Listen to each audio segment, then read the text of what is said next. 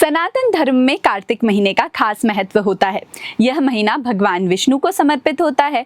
इस महीने में जगत के पालनहार भगवान विष्णु योग निद्रा से जागृत होते हैं और इसी शुभ अवसर पर देवउठनी एकादशी मनाई जाती है। सनातन शास्त्रों में निहित है कि जगत के पालनहार भगवान विष्णु आषाढ़ माह के शुक्ल पक्ष की एकादशी तिथि से क्षीर सागर में योग निद्रा में चले जाते हैं। वहीं कार्तिक माह में योग निद्रा से जागृत होते हैं और इसी उपलब्ध में इस दिन भगवान विष्णु की विशेष पूजा की जाती है। इसी के साथ इस दिन माता तुलसी का भगवान शालिग्राम से विवाह करना शुभ फलदायी माना जाता है। आइए आज की वीडियो में जानते हैं इस दिन तुलसी विवाह के महत्व के बारे में।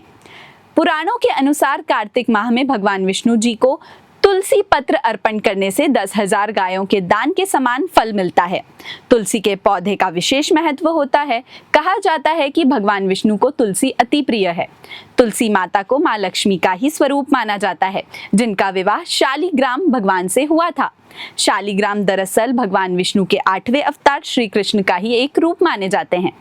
तुलसी जी को विष्णु प्रिया भी कहा जाता है, इसलिए देव जब उठते हैं तो हरिवल्लभ तुलसी की प्रार्थना ही सुनते हैं। देवउठनी एकादशी के दिन तुलसी जी का विवाह शालिग्राम से किया जाता है। मान्यता है कि अगर किसी व्यक्ति को कन्या नहीं है और वह जीवन में कन्यादान का सुख प्राप्त करना चाहता है तो वह तुलसी विवाह कर प्राप्त कर सकता है।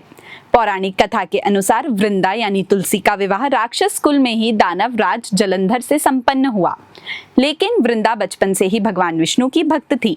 एक बार देवताओं और दानवों में युद्ध होने लगा, तब जलंधर युद्ध पर जाने लगे तो वृंदा ने कहा, स्वामी आप युद्ध पर जा रहे हैं, आप जब तक युद्ध में रहेंगे मैं पूजा में बैठी रहूंगी और आपकी जीत के लिए अनुष्ठान करूंगी।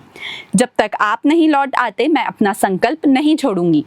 ऐसे में कोई भी देवता जलंधर को पराजित नहीं कर पा रहा था। तब भगवान विष्णु से राय मांगी गई।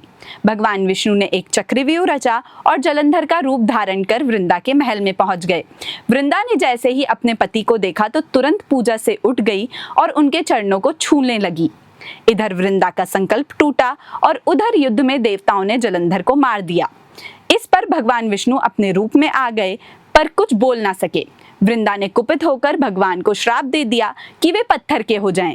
इसके चलते भगवान तुरंत पत्थर के हो गए। सभी देवताओं में हाहाकार मच गया।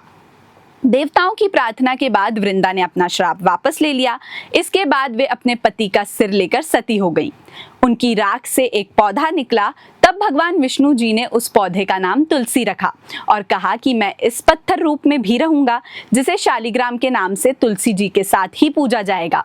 तुलसी अपनी पवित्रता और भगवान विष्णु के प्रति भक्ति के लिए पूजनीय मानी जाती हैं। तुलसी में सात्विक गुण होते हैं जो वातावरण को शुद्ध करते हैं, रोगों से बचाते हैं और सकारात्मक ऊर्जा लाते हैं। साधक हर साल कार्तिक माह के शुक्ल पक्ष की द्वादशी तिथि को तुलसी विवाह का आयोजन करते हैं। यह पर्व देवउठनी एकादशी के अगले दिन पड़ता है। हिंदू पंचांग के अनुसार तुलसी विवाह का शुभ मुहूर्त 2 नवंबर की सुबह 7:31 से शुरू होगा, जो 3 नवंबर की सुबह 5:07 पर खत्म होगा। अगर आप ऐसी ही और जानकारियों से जुड़े रहना चाहते हैं तो हमारे चैनल को अभी सब्सक्राइब करें। धन्यवाद।